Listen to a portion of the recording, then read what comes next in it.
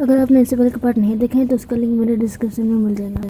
चंगुन जब पीछे मुड़ के देखता है तो ईरन स्वॉर्ड लेके खड़ी हुई थी और तो वो तुरंत नीचे बैठ जाता है। ईरन चंगुन के पीछे खड़े एक ज़ॉम्बी का सर काट देती है और चंगुन से कहती है कि तुम मुझे प्रपोज कर रहे हैं। तभी ईरन के भी पीछे एक ज़ॉम्बी आ जाता है। जनरल उसे अपने गन से शूट कर देता है। ईरन तो डर गई थी। इधर यूनिवर्सिटी में दिखाया जाता है फेफे, ईरन की फ्रेंड, उसके साथ कुछ लोग भी थे, वो सब ज़ॉम्बी से बच के भाग रहे थे। तभी फेफे का अंकल मुड़ जाता है तो एक बॉय उससे कहता है मैं तुम्हें उठा के ले जाऊंगा, लेकिन फेफे तो उसे उन ज़ॉम्बी के बीच से धक्का दे देती है और फिर अपने प्रोफेसर के सामने एक्टिंग करने लग जाती है कि उसने ये सब जानबूझ के नहीं किया। तभी वहाँ पर जनरल और ईरन आ जाते हैं और जनरल ज़ॉम्बी को शूट करने लग जाता है। फेफे ईरन के पास आके उसके झूठी केयर दिखाने लगती है। ईरन सोचती है अब देखो मैं तुम्हारे साथ क्या करती हूँ।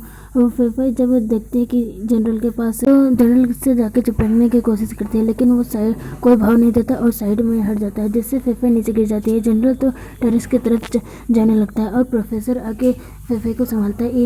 ईरन तो जनरल को देख के सोचती है ये इसने एक अच्छा काम किया। ईरन और जनरल तो ऊपर चले जाते हैं, लेकिन फेफे और प्रोफेसर पीछे रह जाते हैं और जैसे ही जाने लगते हैं तो उनके पीछे ज़ॉम्बी आने लगता है। ज़ॉम्बी को देख के प्रोफेसर तो फेफे को छोड़ के भाग जाता है और दरवाज़ा खोल के उसे जल्दी आने के लिए कहता है। फेफे आते आते इंजर्ड हो जाती है। इधर ईरन फेफे के सामने स्वॉर्ड लेके आती है और उससे कहती है तुम्हें कहीं ज़ॉम्बी ने बाइट तो नहीं किया, नहीं तो मैं तुम्हें मार डालूंगी। फेफे अपना घाव को छिपा लेती है और उससे कहती है नहीं मैं ठीक हूँ, देख लो। ईरन भी उसकी बात मान लेती है। ईरन सोचती है मैं तुम्हें जिंदा रखूंगी अपने बदला लेने के लिए। जनरल ज़ॉम्बी पर टेरेस से नीचे से लाइट मारता है और ईरन को बताता है कि ज़ॉम्बी लाइट से अट्रैक्ट नहीं होते, सिर्फ साउंड और स्मेल से होते हैं, और ईरन को अपने करीब कर लेता है और उसका ड्रेस नीचे से फाड़ देता है। ईरन तो उसे मारने वाली थी।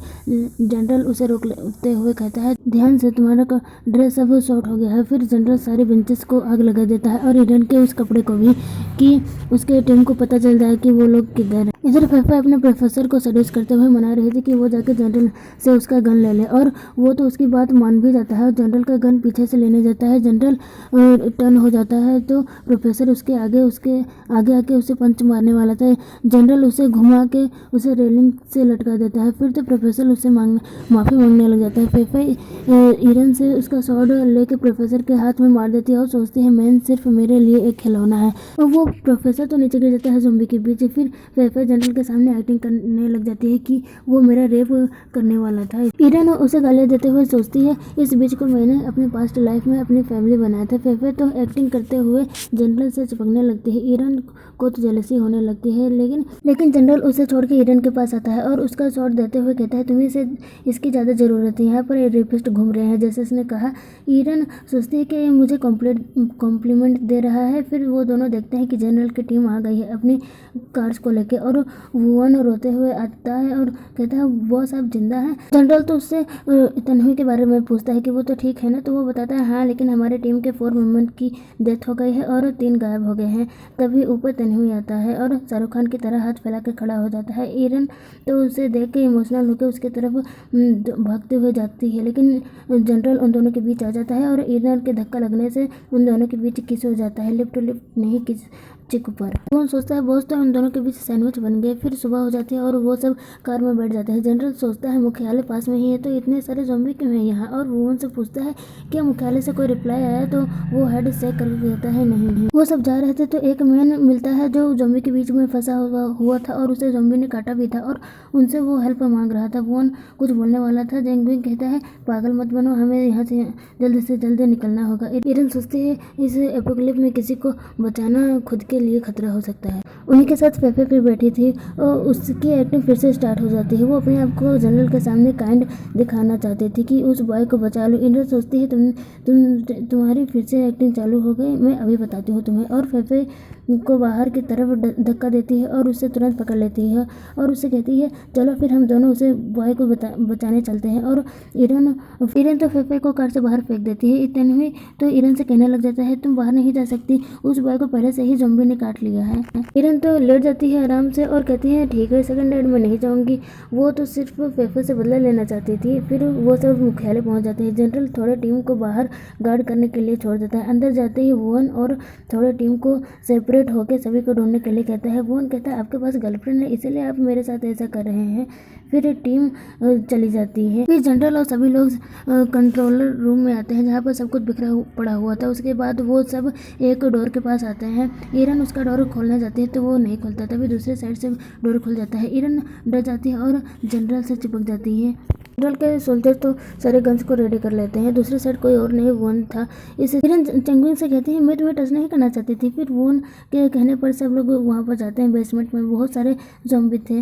वोन जनरल को बताता है कि मुझे सीसीटीवी से ये पता चला है कि ये लोग ने ज़ॉम्बी को दोनों साइड से ऐसे जालियों में बंद करके रखा था और बीच में ये बैठा था कि इससे ज़ॉम्बी डिस्ट्रैक्ट ना हो और कहीं भी जाए ना। कोई भी जब इन्हें बचाने नहीं आया तो इन्होंने सुसाइड कर लिया। ये लेटर हमारे कमांडर ने लिखा है जिसमें लिखा था कि सब कुछ हमारे हाथों से निकल चुका है, सब कुछ कंट्रोल से बाहर हो गया है, लेकिन तुम लोग अपने मिशन को मत छोड़ना और अब तुम्हारा टारगेट है कि तुम्हें सैन यू सिटी जाना है। वहाँ पर बहुत स्ट्रॉन्ग आर्मी तैनात है। हम लोग हमेशा तुम्हारे साथ देंगे।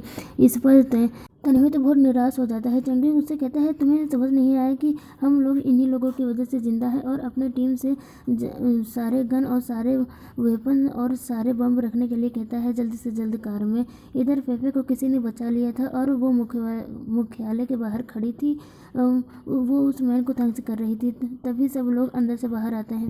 फेफे तो जनरल को देख के अपनी अग्नि चालू कर देती है और उसके पीछे पीछे जाने लगती है। जनरल कार का गेट खोलता है और फेफे उसी में लड़ जाती है और नीचे गिर जाती है। ईरन तो फेफे को गालियाँ देते हुए चली जाती है कार में। ईरन उसके बाद दिखाई जाती है ईरन तन्वी के कंधे पर सो रही थी और अपने नेकलेस के रियल में थी। ईरन जब जहाओ की बिल्डिंग में गई थी तो उसने ब्लू क्रिस्टल वहाँ से ले लिया था। तभी वहाँ का और आइसलैंड खुल जाता है ड्रैगन को क्रिस्टल खिलाने के बाद ईरन वहाँ पर जाके बीज बोती है। वहाँ पर बर्ड फियोनिक्स था। ईरन उसे ब्लू क्रिस्टल खाने के लिए देती है तो नेकलेस ईरन को बताता है कि ये बर्ड फियोनिक्स है, ये रेड फायर क्रिस्टल ही चाहिए। ईरन तो उस पर चिल्लाने लगती है और उसे खाने के लिए कहती है। इधर कार रुक जाती है क्योंकि रोड पर वायरस की वजह से सारा जाम लगा हुआ था। सारे कार के एक्सीडेंट हो गई थी। इधर ईरन उठती है और उस बर्ड पर चिल्लाने लगती है। तन्वी तो डर जाता है कि मैंने कुछ नहीं किया। जनरल अपने टीम को रोड क्लियर करने के लिए कहता है। तभी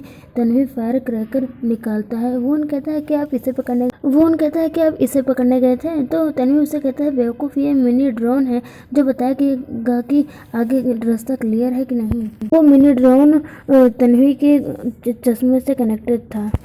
अगर वीडियो अच्छा लगा हो तो लाइक करना मत भूलिएगा, सब्सक्राइब ज़रूर कर दीजिएगा और हाँ मिलते हैं नेक्स्ट पार्ट में। Bye bye.